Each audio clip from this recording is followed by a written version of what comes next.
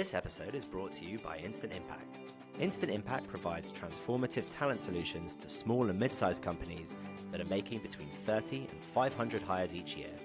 If your recruitment's giving you a headache and you don't know where to start, then give the team at Instant Impact a call or visit www.instant-impact.com for more information. So I'm really excited to welcome my next guest, Katie Lynch. Katie is the CEO of Apiary Life. We're going to hear all about that today, but it's a really interesting subject matter of business, the sort of value of supporting employees through some of the toughest time of their lives and the role that companies and specifically HR leaders have in supporting their employees through different phases of life. So I'm really looking forward to this conversation. Very relevant to a lot of conversations we've had on the show before. So Katie, welcome. Thanks, Felix. So can we just start for any listeners that aren't familiar with Apiary Life? What's the business that you run and why did you set it up in the first place? Sure. So we are effectively a benefits technology company, or morphing more into a technology company that supports employees of our clients through major life events. So that can be happy things, but more often than not, it is actually the more challenging, stressful events. So divorce, relationship breakdown, death, serious illness, children with special needs, perhaps, and other caregiving challenges. The focus of the business is you go through a major life event, and it doesn't only affect you emotionally, obviously, it has a huge pressure on your time because you're kind of running personal life to-do list goes from 3 items to maybe more than 300 items. You don't actually have any more time to dedicate to those things when you're also trying to balance life, work, and everything else in between. So we want to alleviate that immediate pressure that's landing on people in terms of their time by taking on the kind of time-consuming or complicated tasks that are associated with that life event. I set up the business a while ago now, 2017, but we really kind of shifted to being a employee benefit in and around 2020, so just over 4 years ago, having been a lawyer. So my previous life was in law, specifically family law. So that was mainly focused on helping people through divorces and relationship breakdowns and children disputes. I worked at a litigation firm, so by its nature, it was often dispute focused. And it was just through that I saw, when I was supporting people that had a job, I guess a couple of things. There's one, they came to a lawyer because they didn't really know where else to go, because they probably never had navigated what they were going through before. And then when they came to the lawyer, there was this kind of expectation the lawyer just does everything for you. But the reality is the lawyer is sending you long to-do lists that you have to do yourself, because a lot of it's practical stuff. It's about changing paperwork, moving home, getting valuations updated, paperwork transferred. It's practical stuff that you have to do yourself. It wouldn't make sense for the lawyer to do, and it's certainly not the lawyer's job. And I just saw when, like, this immediate conflict between their ability to work and to get through the personal change, leaves of absence taken that could have easily been avoided, people quitting or retiring their jobs early, or just being really unproductive, and not because they didn't want to be productive, but just because they just had all this pressure on their time. And at the time, honestly, it was just wanting to find a solution for them within their HR and benefits space, and finding that there wasn't really much more than a kind of call center, boilerplate advice, and then a referral back to a lawyer, that I knew there was a space that we could really make much more of an impact in supporting people more robustly when they navigated these challenges.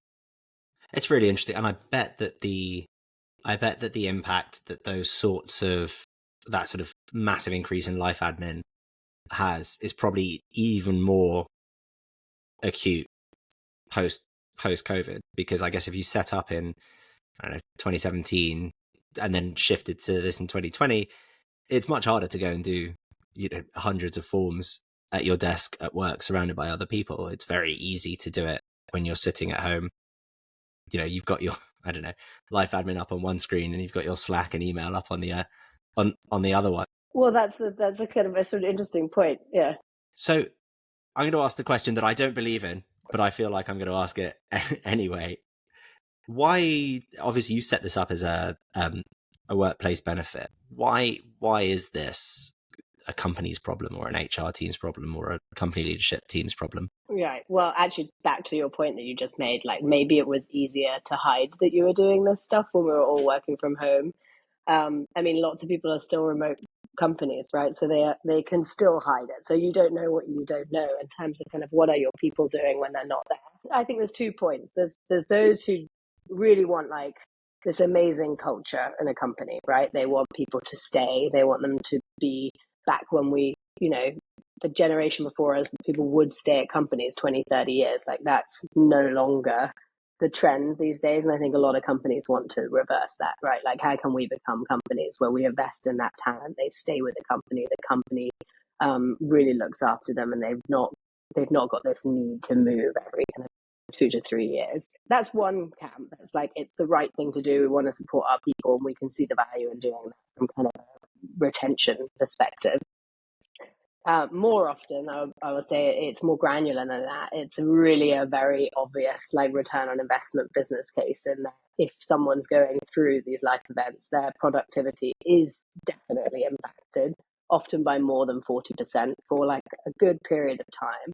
And most of the admin, and I think this is why we're kind of unique in that we're not approaching the mental health perspective, right? We're not solving for this in the sense of engage with therapy on a long-term basis and look to improve your mental health over a longer period of time. We're looking to take on the time-consuming work that they are going to be doing during working hours. Like, it's interacting with institutions that only work during working hours. It's stuff that they have to get done, they have to physically do to move forward with their life.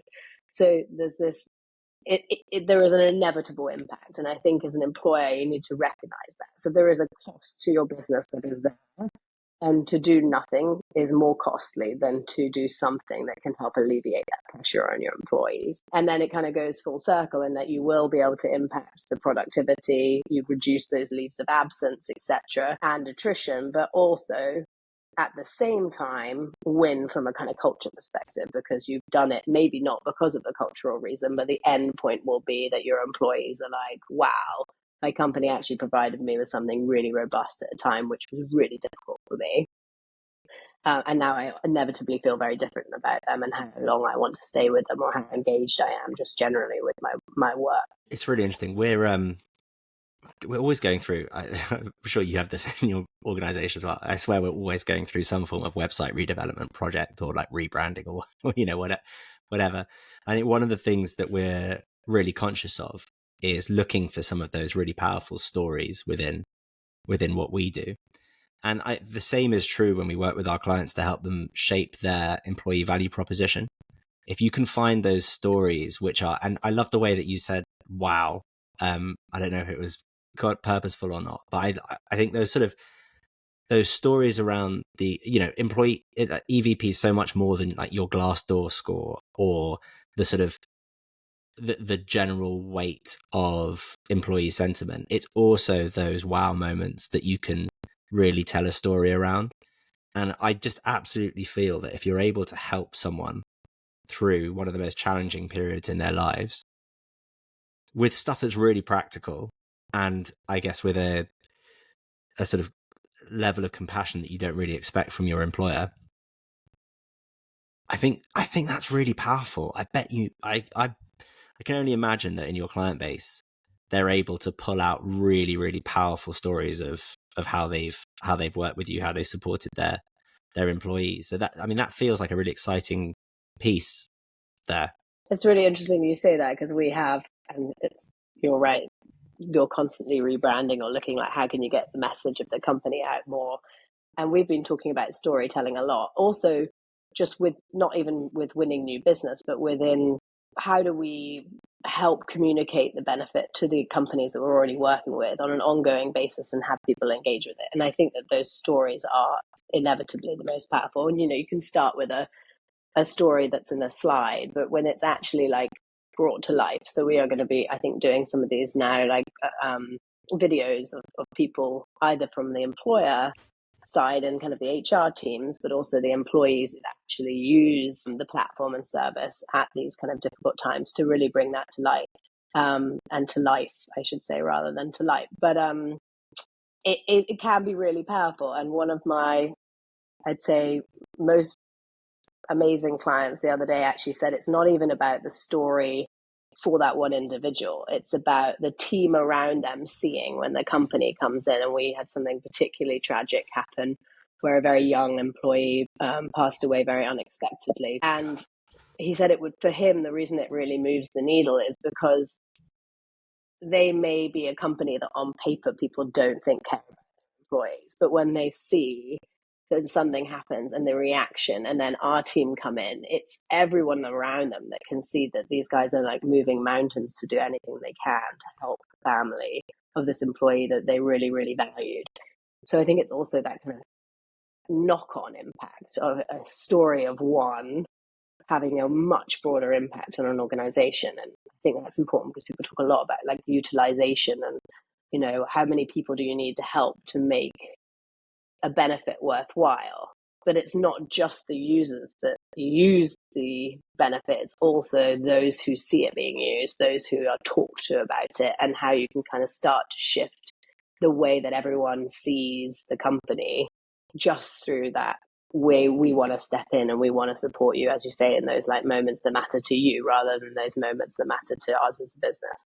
I haven't actually, because I'm not that close to the benefits world, but is there a sort of accepted wisdom of the proportion of people using a benefit for it to be worthwhile? Well, I think it really depends on how the benefits charge. Because first off, right, lots of people would charge per employee per month. And so then the business is laser focused on, well, how many employees are using it because we're paying for every single employee, versus if it's more paid for by those that use it. So I think that's a shift, and it depends. But I think there have been some benefits that have had really, really bad, like less than single digit utilization, but are charging per employee per month. And I think that businesses are like, well, that's probably not enough. I mean, for us, we certainly want to see engagement with our platform at around 10%. That doesn't mean we help people in a very intense way at 10%. Because we have lots of tools where they can use as self-serving, etc. But there's a smaller percentage that we need to help very robustly. I think that it depends on the organization about how many percent they want that to be. And it's also actively dependent, in my experience, on how frequently and effectively the employer tells the employees about the benefits for them to use them. Yeah.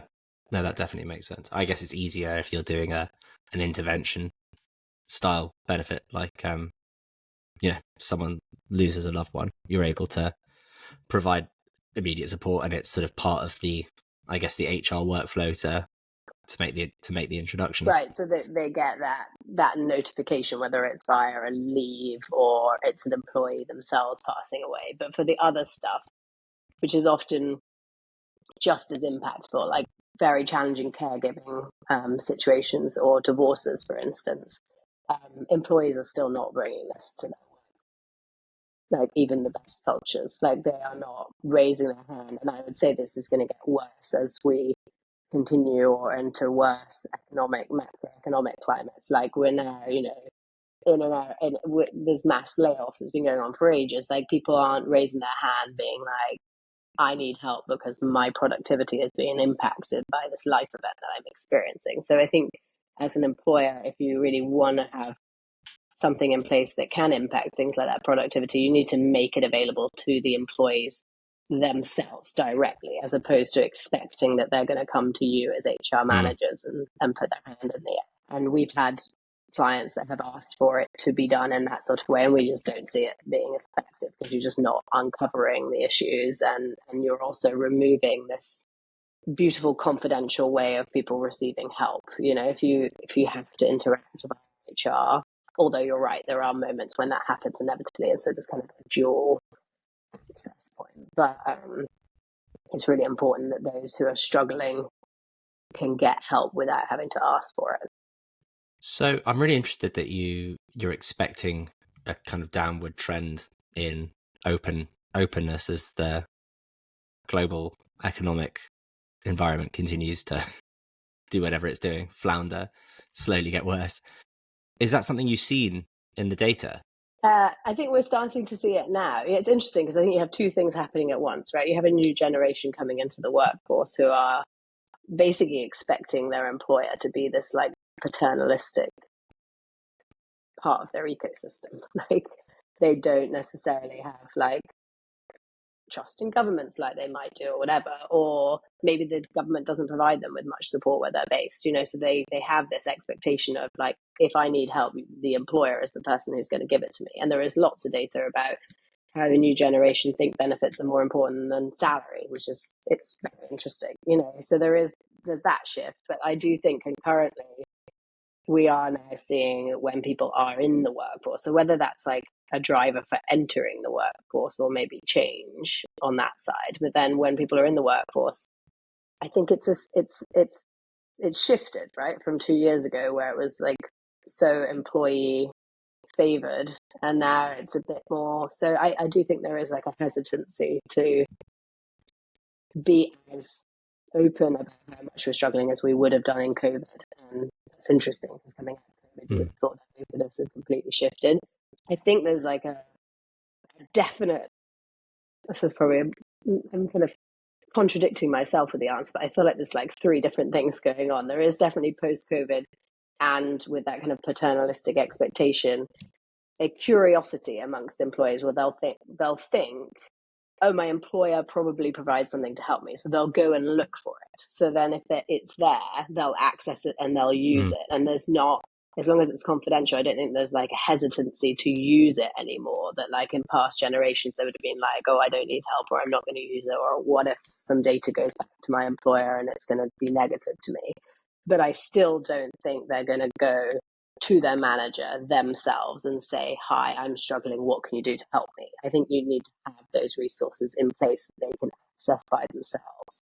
Yeah, that's interesting. And I guess even in the best cultures where the majority of people are happy to speak to their managers, you still want to be able to cater for people who aren't comfortable having that conversation, and do want to self-serve. Exactly, and that's across the generations, isn't it? Like, maybe a 22-year-old would be happy bringing up, or not, because they've just entered the workforce. Maybe, so I think that it's going to be different depending on a multitude of factors, like how long have you been at the company? How well do you know your manager? How close is that relationship? Like, are you just coming up for a promotion or something that you don't want to jeopardize by bringing a certain level of honesty that you might otherwise have done in 6 months' time? Yeah. And you mentioned something earlier, which is sort of a trend of decreasing tenures at companies. And it's definitely something that we've seen in our talent acquisition world, recruitment world. A sort of trend towards continuing trends despite economic environment towards people spending less and less time at each employer. We're also seeing a trend towards an increase both in the US and in Europe, an increase in sort of contingent or temporary workforce. So people taking work for a few months, or for a project, or for whatever it is. How do you, when you're speaking to businesses, how do you sort of square the circle that, I guess we're in a world where people aren't in an organization for forever, and that's kind of become a little bit of accepted wisdom. But I guess you're asking them to, be there for their employees in a way that they haven't historically. I guess I'm asking, to what extent is that contract between employer and employee broken, and how do you guys see that at Apiary? I mean, I think that's a great question. I think there are still organizations that are moving back towards people staying longer. And I agree with you that there's a trend to staying for 3 years, maybe 5 years if you're lucky, 10 years if you're really lucky. I think we would see ourselves as actually moving the needle and pushing out that longevity for a start. But more in the immediate term, just helping with the immediate productivity of that person at that time. So whether or not they're going to stay for another 2 years or 20 years, that would be great. And I think that we can impact that, or the likelihood of that. But at its very grassroots, really, we're just helping make sure that that person at that time is as productive as they can be. More importantly, perhaps, from a business perspective, isn't posing a risk to the business. So you think of very stressful life events and their ability to exacerbate mental health or even physical health symptoms. And then you think of the types of organizations we work for where people might be traders or working in hedge funds, or their ability to make decisions quickly and clearly is incredibly important to the organization and is worth a huge amount to them in terms of, so if we can support those people and try to alleviate in any way some of that business risk and also be kind of there supporting those people who could have other issues going on, like substance abuse problems, etc., then there's also a real benefit to the business, I think, rather than letting this kind of remain, I don't want to say controlled, but like unsupported. It's funny, I sort of compare what we're talking about today as a benefits platform to what I maybe not very recently, but a couple of years ago, you asked me what a benefit platform looks like, and it's sort of mostly around like gym discounts and I don't know, discounts on cinema tickets. This feels much more hard hitting. I mean, it is much more hard hitting.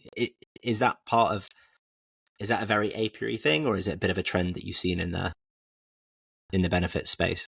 I would say definitely a trend in the benefit space. I think, and also as companies look to kind of cut costs, right? They're looking for things that really are truly impactful, as opposed to, am I really going to be able to retain an employee because I give them $10 a month off their gym membership? Like, is that going to really move the needle? And is it going to actually change in any way? Like, it depends whether things are kind of industry standard and then they have to do it just because everybody's doing it. Like getting to that industry standard. So I think what we're seeing is people that want to be above that. They want to be industry leading. They want to provide something more. They want to stand out from the crowd. And yeah, I think we're seeing that in a trend outside of Apiary in all sorts of different places. Like mental health would be the best example of that, right? I think in the last 4 years, the mental health benefits have improved exponentially, not just via the kind of technology that allows for access, but also in the quality of the end service or the end support. We also see that in kind of caregiving space, certainly. So I'd say it's definitely a trend, I guess, and also on an expectation of employers no longer wanting to just kind of tick the box and provide a host of benefits that may or may not be used and may not actually like move the needle of the things that they want benefits to do for them as a company.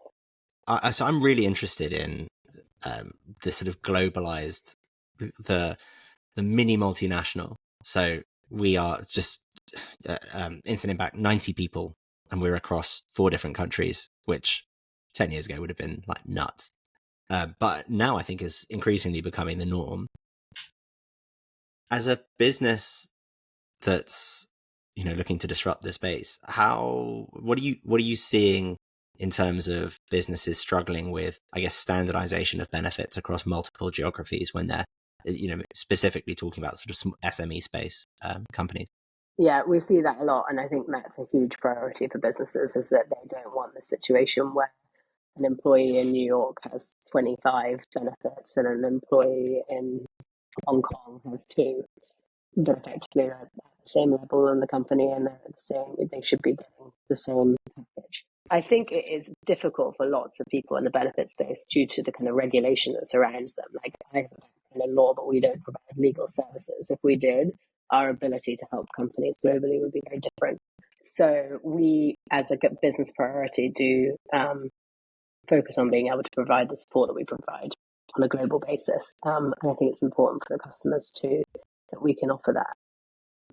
But you're right, it's very difficult. Every time you say the word global, someone will mention, I don't know, a country that you've never heard of, and geography is not my strong point, or somewhere where it's difficult for you from kind of a legal perspective to do business there.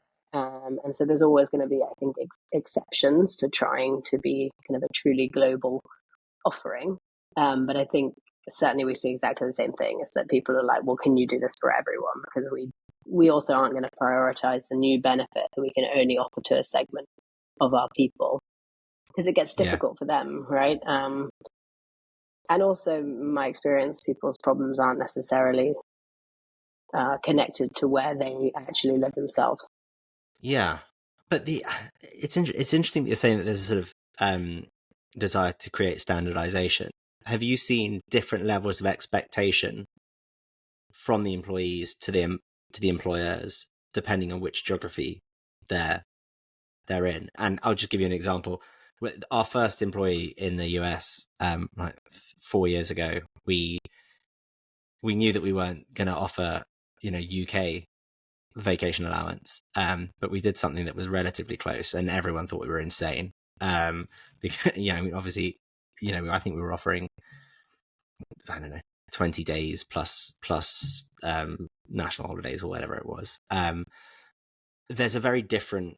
It feels like there's a very different, and like none of our US team members take their full like PTO allowance as much as we try and get them to, but it feels like there's a very different expectation there in the relationship. Likewise with private health insurance, obviously we have to give our US team members health insurance. We don't do that for everyone.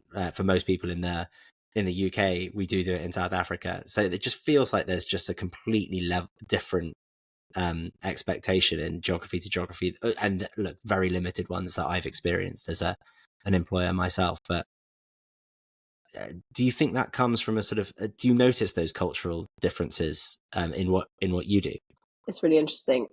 We've taken the same approach as you as a business, especially with things like PTO. And I see people globally making those shifts, right? Like LSEG will just announce that their parental leave policy will be the same for everyone across the globe, regardless of gender or location, etc. And I think that was like a really awesome thing to see, and I think that they will be shown as to be like a massive leader in that space and starting what will become a trend. It is outrageous, for instance, that the US is like one of the only companies in the world that has no guaranteed leave at all, and yet it's supposed to be the leader of the free world. So it is extraordinary, I think, from an employee perspective. If you're working for a global company, that you should be restricted by those laws that are local to you. And it seems, and it is a hard thing as for an employer to navigate that. I can see why, as an employee, you'd be like, well, I'd expect that same global support. But yes, you then have all these inconsistencies, and that health insurance here is extraordinarily expensive, here being in the US, and you have a healthcare system in the UK, although I think that's shifting because that's coming under pressure, so therefore there's more pressure for private health insurance. So I think it's difficult when you're small organizations like us. It's even more difficult when you're a global organization. I think it probably finds it harder to justify why they can't be consistent with those sorts of policies. But I do think that is becoming more and more the priority in this kind of benefits HR space of how do we provide a more consistent, or just generally, how do we be more consistent for our employee base across the globe? Yeah, that's a really interesting challenge. So, and brings me on nicely. I just had a look at the time. I can't believe we're coming up to the end of what we have, but it just does lead me on to, I guess, the final question, which you've now part answered. If a move towards consistency is a trend that you're expecting to see in the benefit space, are there any others that you're focused on at the moment, and that you think that the audience today, HR leaders, should be aware of when it comes to how they're thinking about shaping their benefits to be competitive in the next couple of years? I think it probably just goes back to what I said before, is what employers want to be industry leading versus industry standard. Like, how comfortable are you with maintaining old benefits that you've had in place for maybe 5-10 years, that, given the innovation in this space, are now truly completely outdated? Or how motivated are you to look at the innovation in the space, see what could actually really move the needle from an employee well-being perspective, and then take that one step further to your leadership and pose the argument that actually relooking at benefits, putting in place things with really robust ROIs is a really good idea, makes a lot of business sense, and will return a huge amount on the investment. But I think that it can be very difficult for people who are in benefits and HR, because they're also very, very overwhelmed, and they have a lot of and lots of these benefits take quite a long time to get rid of and to onboard, depending a lot on how integrated they are with your data and your systems, but and how updated or out of date those systems are themselves. So yeah, I think it's really, what we're seeing is that lots of those people have taken the time to kind of get rid of things they don't like, update their systems, and what can we do to actually put in place these benefits that are going to be industry leading, A, stand out in the crowd, but B, really provide the support that people need it when they need it, so that we can be not just an employer of choice, but also perform our absolute best and deliver on every level. Yeah, and look, I have a slightly different perspective on the global economy than your gloomier one, Katie, which was I'm expecting the back half or the final quarter of 24, and certainly the first couple of quarters of 25, to see a lot more companies start recruiting again. We're already seeing some of that in the data across the businesses that we track and work with. There are some really interesting sort of themes from a like recruitment, talent acquisition perspective. It's been like a miserable 2 years for people in the profession. A lot of people have been out of work for a long time.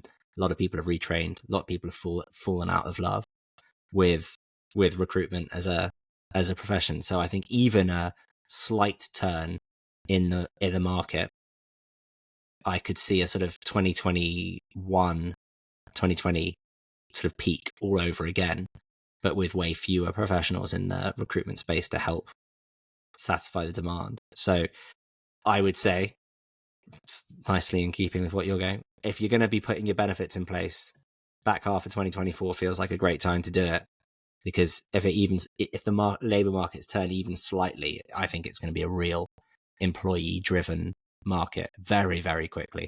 Well, I'm going to hope for your optimism to play out. Yeah, I was going to do a disclaimer, Katie. I am a massive optimist, so that may not help. But listen, that's all we've got time for. I've really enjoyed our chat today. It's been fascinating hearing more about what you're up to. Thank you so much for joining us on the show. Thank you very much, Felix. Great to chat to you again.